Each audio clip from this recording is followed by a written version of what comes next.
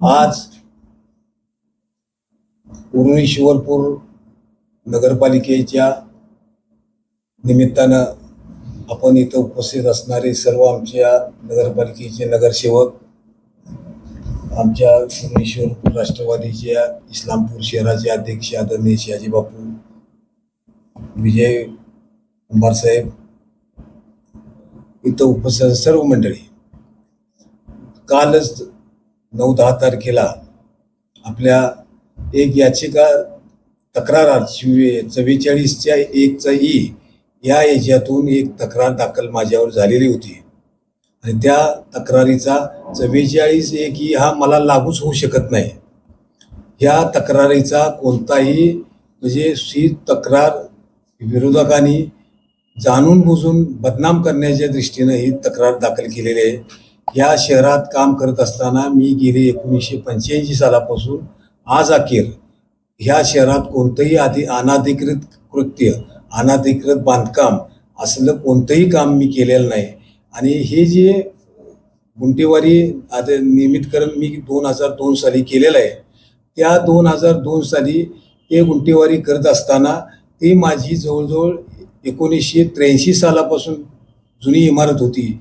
परत त्या जागेला नवीन झाली आणि त्यावेळीपासून ती पहिल्यापासून ती वास्तू आमची तिथं आहे.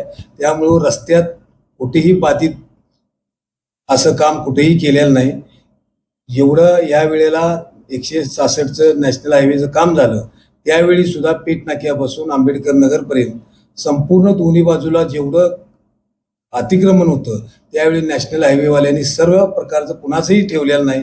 त्यामुळं माझ्या इथेही सुद्धा अतिक्रमण अजिबात काय त्यावेळी राहिलेलं नाही. त्या गटरच्या आत जवळजवळ ही माझी इमारत आहे. त्यामुळं हे अनाधिकृत म्हणून हे कृत्य मी माझ्या कारकिर्दीत ह्या 40 वर्षाच्या मी कधीही केलेलं नाही. आणि ह्या आत्ता जरी ह्या 2-3 ओळीचा आदेश कलेक्टर साहेबांनी काढलेला आहे, त्यात अधिवेशन हे 9-10 तारखेला शुक्रवारी संपलं आणि शुक्रवारी संध्याकाळी 10 तारखेला हा आदेश काढला. जर यांना काढायचं होतं तर मग त्यांनी अधिवेशना दिवशीच काढायला पाहिजे होतं. पण ही सर्वसामान्य या आपल्या उरुळी शिवरपूरच्या जनता ही सुज्ञ जनता आहे, त्यांनाही माहिती आहे की बाबा अधिवेशन चालू असताना काढलं नाही, दुसऱ्या दिवशीच किंवा आदेशच्या 2 वळीचा काढला आणि त्याच्यात माझा कोणताही सहभाग नाही. जे बाधित जी जागा होती ती माझी नव्हतीच जागा. माझ्या ज्या जागा 2000 म्हणजे सर्वे नंबर 8 या आमच्या स्वतःच्या आहेत, तिथे कुठेही त्या जागेत आम्ही अतिक्रमण केलेलं नाही. त्यामुळं या विरोधकांनी हे जाणून बुजून बदनाम करण्याच्या दृष्टिकोनातून यांनी सत्तेचा गैरवापर करून हे अधिकाऱ्यांच्यावर दबाव टाकून हा निर्णय करून घेतलेला आहे.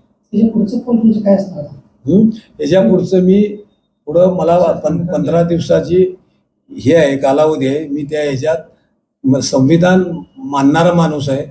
माझा कायद्यावर पूर्ण चांगला विश्वास आहे. मी पुढली लढाई मी अपील पुढे दाखल करणार आहे. याला शहराचा अपमान म्हणायचा काय म्हणतो? नाही, ह्या शहरात गेल्या 9 वर्षात काय झालं या शहरात हे सर्व ह्या उरुळी शिवरपूरच्या जनतेला माहिती आहे. त्यामुळं या शहरात जो विकास खुंटलेला होता तो विकास ह्या 6 महिन्याच्या काळात आपल्या या उरुळी शिवरपूरच्या जनतेनं एक चांगल्या प्रकारे कामं आमच्या उरुळी शिवरपूरची आमची सर्व नगरसेविका मिळून अतिशय चांगल्या पद्धतीनं या शहराचं कामकाज चाललेलं आहे. आणि त्यांच्याच हे त्यांना पोटशिळ उठल्यामुळं त्यांनी ही जाणून बुजून हे कृत्य केलेलं आहे. ह्या जिल्ह्याचे नेते आदरणीय जयंत पाटील साहेब यांच्या नेतृत्वाखाली पहिली यशस्वी लढाई ही उरुळी शिवरपूर नगर परिषदेची झाली.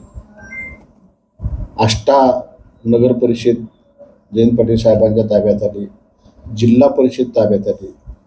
हा सगळ्याचा एक जयंत पाटील साहेबांच्यावर कुठंतर रोष आणि जयंत पाटील साहेबांना कुठंतर अडचणीत आणण्याचा प्रयत्न हे नेहमी सतत लोक ह्या सत्ताधीश त्या ठिकाणी करतात.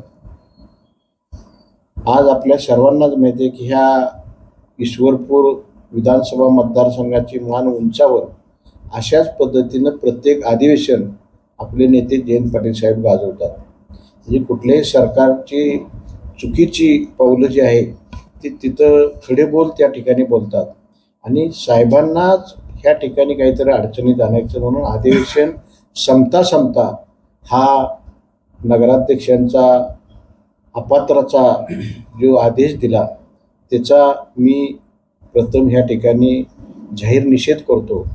6-7 महिन्याच्या कालखंडामध्ये लोकांनाही माहीत आहे की एक स्कुटीवरचा नगराध्यक्ष म्हणून दादांना त्या ठिकाणी निवडून दिलं आणि दादांनी ज्यावेळेला ह्या 7 महिन्याच्या कालखंडामध्ये सगळ्या विरोधकांना सुद्धा त्या ठिकाणी न्याय द्यायचं काम केलं, सर्वसामान्य माणसांना न्याय द्यायचं काम केलं.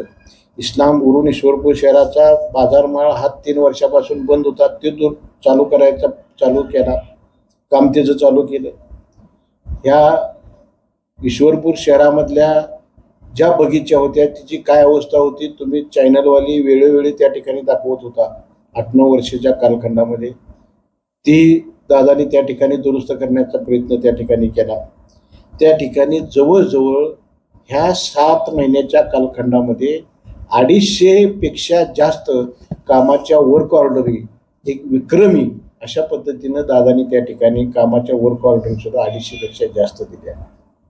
आज शहराला पाणी पुरवठा सुद्धा सुरळीत करण्याचा रोज 1 लाख लिटर जादा पाणी आणण्याचं काम सुद्धा विक्रमी आनंदराव दादांनी केलं आणि ह्याचा कुठंतरी ह्या विरोधकांना पोटसूळ होता.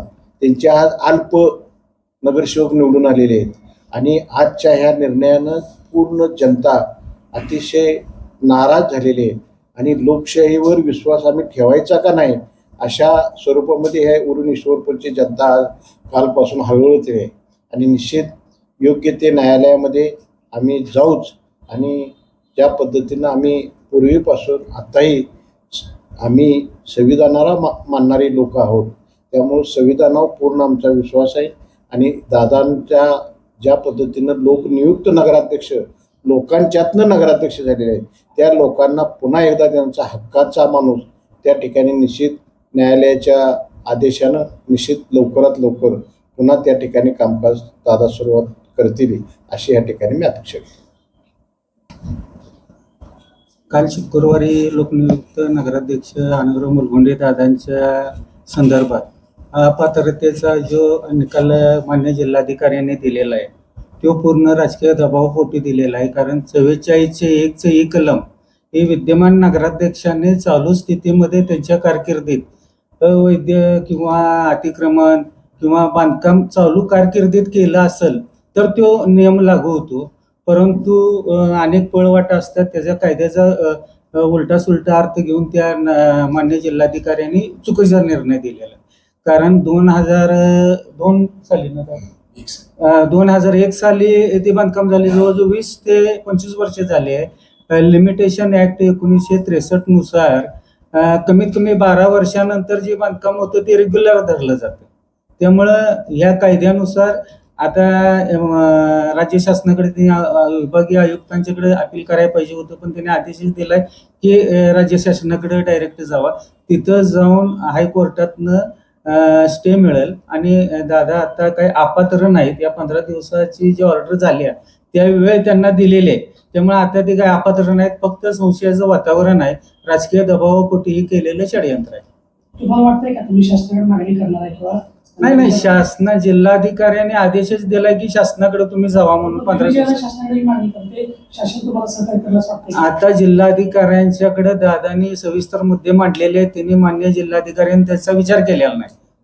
त्यामुळं त्या न विचार करता ठराविक गोष्टी 144चा चुकीचा अर्थ काढून त्यांनी निकाल दिलेला आहे. हायकोर्टात काही टिकणार नाही. बरेच निर्णय असे आहेत की शासन देतं लोकांना लोकनियुक्त पदाधिकाऱ्यांना अडकवतंय, कोर्टातनं ते नेलं होते. फक्त एक संभ्रमावस्था 1-2 वर्ष किंवा 6 महिने होईल. तुम्ही न्यायालयात दाद मागणार आहे का नगर विकास खाते? नगर विकास जिल्हाधिकाऱ्यांनी सांगितलेलं आहे, नगर विकास खात्याकडे मागून न्यायालय जायला लागतं, त्याशिवाय जाता येत नाही. नगर विकास खात्याकडे आपण अपील दाखल करायचं, ते घेऊन हायकोर्टात जायचं.